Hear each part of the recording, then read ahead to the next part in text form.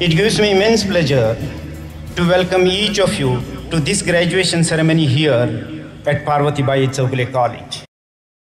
As young graduates, you are about to embark on an extraordinary journey and create your own life adventures. A new chapter is about to commence. Several new options and challenges are on your horizon. I'm sure that success awaits each of you in your own chosen field. The degree that is conferred on you is a stamp stating the completion of academic training and qualifying you to enter your chosen profession. Obstacles might seem to hinder your path, but never fret. These obstacles are there only to make you stronger and more committed to spread your wings of determination so that you can fly higher to touch the skies of achievement. You are graduating from one of the most prestigious institutions of higher learning in the state of Goa. Your college continues to be placed very high in various rankings, including at its latest NAC accreditation. It remains the only college affiliated to Goa University that has been granted autonomous status. Even as we wish you great success, tremendous happiness, and a life filled with learning, peace and happiness, we at Chowgule College want to remind you that this is your home. Please do return here every once in a while and share with us your knowledge and experiences while also regaling us with stories of your success. It's my proud privilege to introduce one of the luminaries of the Department of Economics, who is the recipient of this year's most coveted and sought after award known as Hira Wagh Award.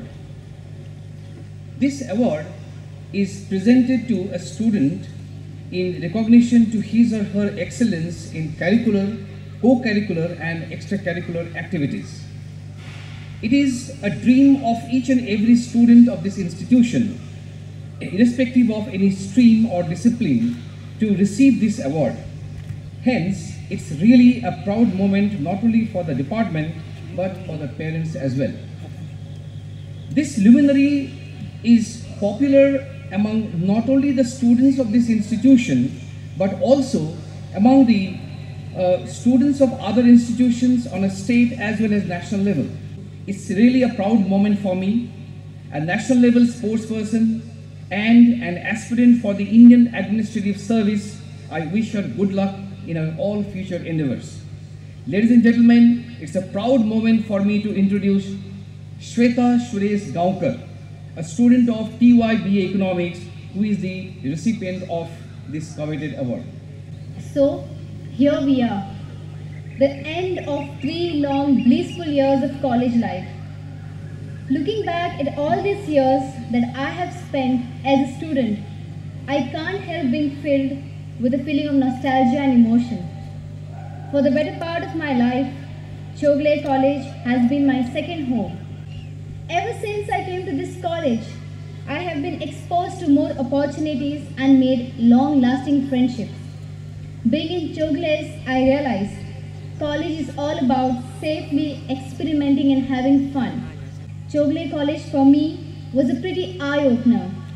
Right from lectures to athletics practice sessions, I have learned to test my own boundaries. In this process, I made some awesome friends, memories and mistakes too. If there is anything I would like you to take back from my speech today, it would be the power to prove you. When you have something to prove, it's more than a challenge. We do not need an award or a medal just to prove that we have something special within us. All of us are blessed with talent and are worth congratulating. When the sale comes first and the truth comes second, just stop for a minute and smile. Why is everybody so serious? Acting so damn mysterious. Got your shades in your eyes and your heels so high that you cannot have a good time. Everybody looks to your left, everybody looks to your right. At the same time, it's a privilege to be able to come and speak at a gathering like this, which is so prestigious, which is so memorable and so august and important for everybody. But I'm here to share something that I've observed in my life which has stood me in good stead, which has helped me move ahead, and to an extent, it has helped me realize my potential. That's the reason why I'm here. I have discovered is that happy is good, but unhappy is better. Did you get that? Happy is good, but unhappy is better. So let me tell you, there are many instances in my life where this particular thought has been proven to be true. In fact, I didn't realize the potency of this thought. When I finished my graduation with BSc and got a third class, and I didn't want to study any further, my father advised me that I must get a job immediately before the results are out, because if the results are out, I'm not going to get a job, right? Nobody wants to employ a third class graduate, right? If I fail, I won't get a job. I joined a management consultant within 15 days of my graduation. I worked with him for nearly about 6 months, but something inside me started murmuring, saying, you could be doing better. And I was a little unhappy. Then I went and joined Crompton Greaves. Crompton Greaves those days was a very large organization, an engineering firm. And I joined there in their lighting department as one of the sales executives. And the most exciting part of that was I went away to Pune. I used to be living in Bombay with my family, and this is the first time I'm going to be living on my own, and that was very exciting, to be on your own and so on and so forth.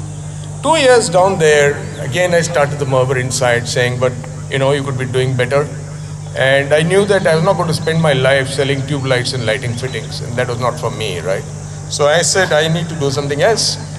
Then I came back to Mumbai and joined a very illustrious son of Goa, Frank Simoes. Frank Simoes Advertising, one of the greatest creative people who lived in this country. And I was really fortunate to join his firm. And I studied, I use the word studied. I studied and learned and worked there for 4 full years. It was a lot of hard work. I learned a lot of stuff. But within 4 years, again, the murmur started and said, I'm not happy. Then I joined Ogilvy, Benson and Mather, one of the largest advertising agencies in the country and part of the worldwide organization. And there I joined as an account executive. I was transferred to Chennai and I started doing well. But I always thought that I was good as a number 2 guy. Somebody brings a business and I can manage that very well. But I never thought that I would actually be the head of an office and lead an organization. The man who recruited me in Ogilvy and Mather was my mentor. He had more faith in me than I had in myself, and he proved to me that I could lead an office, and he asked me to go and start their company's 5th office in Bangalore, and I started that. And that had started doing well. And I became a vice president. Now, if you're a vice president of a company like Ogilvy and Mather, which is so big, you did well, the money was good, the reputation was good, you're happy, you had a car, you had a driver, anything you could ask for, I had.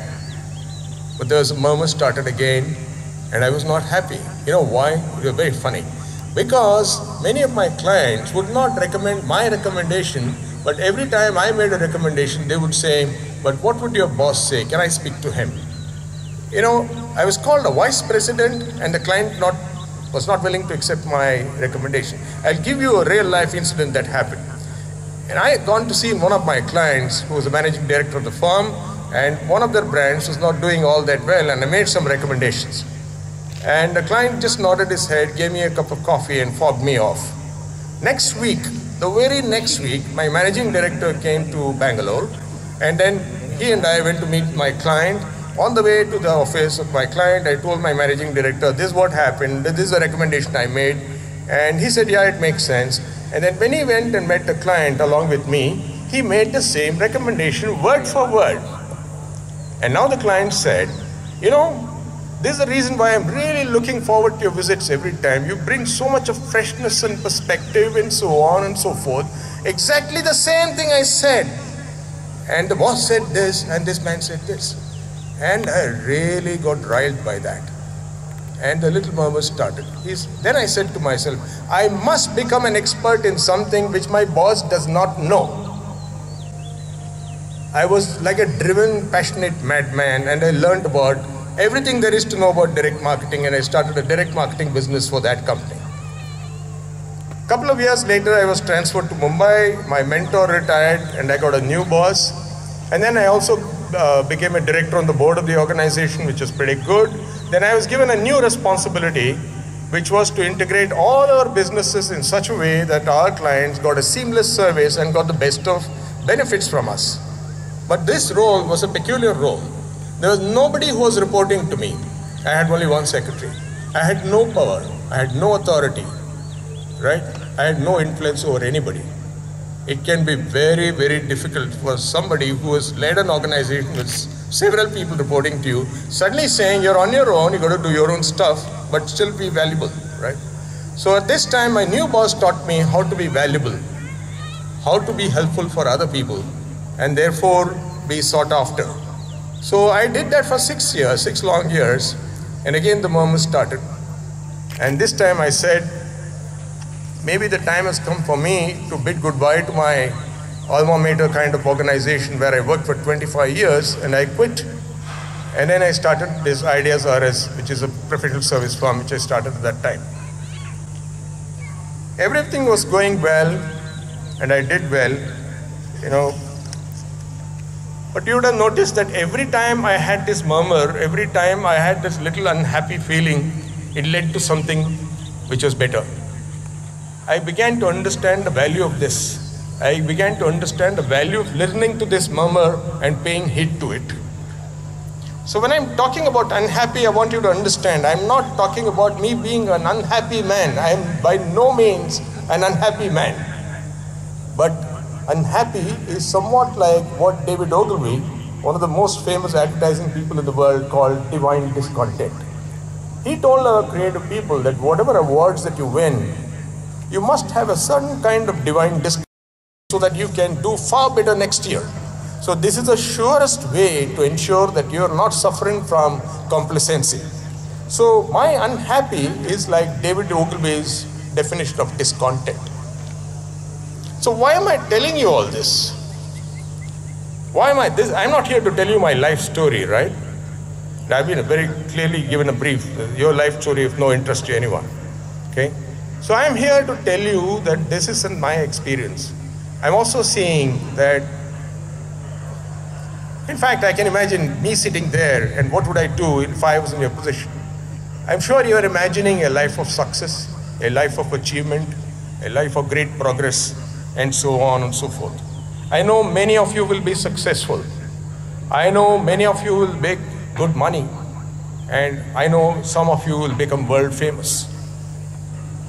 You'll chase success and happiness all the time, and that's what all of us do, and there is nothing wrong with that, and that is good. But when you arrive at your destination, whatever is the destination at that moment that you've chosen, keep your sensors alive, the sensor that actually understands that the murmur is beginning. Listen to that murmur. It says, you know, are you happy kind of question. It's a gentle question to ask. Understand why you feeling this way. Okay? The thing is, I don't want to be so happy that I cannot recognize that sometimes there is this little unhappiness that comes in. When I recognize that, life is changed to something better, something more improved. Even today, this works for me. You know, when I genuinely listen, things happen. 5 years ago, after starting the business, I've been doing well. I've had excellent relationship with clients, great projects and so on. I felt that little murmur again. Business was good. It was better than what I expected. But then there is this question that came up. What is the purpose of my business? Is the purpose of my business to make money? Big deal, everybody makes money. Or at least most of us do make money. You know, there is a very interesting management guru, Peter Singer, I think his name is. He said profits to a business are like breathing to a human being. To say that the purpose of my business is to make profits is for like all of us to say the purpose of my living is to breathe. Does that sound reasonable? It's crazy, isn't it? Even a person who is on a ventilator in an ICU is breathing. But do we want to live like that? Certainly not. Isn't that true? So we don't want to live like that. So there has to be a purpose for our lives. So I asked myself this question saying, "Hey Sridhar, what is your real purpose?" And after a lot of struggle and thinking and discussion, I came to this point of view. The purpose of my life is to help those people who want to think differently and do better. Because I know by experience that over a period of time, all of us gather several little biases. It is like a mirror which has not been cleaned for a long time. It is coated with a lot of dust and muck. And unless you clean it, you can't see yourself clearly. Likewise, our minds gather a lot of assumptions, lot of biases, lot of blind spots, and it is coated. And at that time, we can't think clearly, and we suffer what is called as a mental block. So just imagine if I can only help people overcome this mental block, clean their minds for them, and see their potential. Won't that be service? I think it would be great service. And I have seen in the process of doing this that I have been able to meet and help several people who even today when they bump into me in an airport, they say that, that session that you did, it really made me think differently, gave me a new perspective, I got a new life, new way of looking at things, and so on and so forth. So feeling a little unhappy will actually lead you to realize this potential. It will also lead you to ask this big question. And when that question happens, don't get shaken up, don't get deterred. The earlier you tackle this question, the better it will be for the rest of your journey. So my dear graduates, the message that I want to leave with you is this. Happy is good, and happy is even better. Whenever you feel a little happy, when you hear that little murmur, look within and ask why. I promise you, the answers you get will change your life forever, for the better, and help you realize your dreams. All the very best. I am absolutely thrilled, absolutely delighted that I am able to participate in a ceremony like this.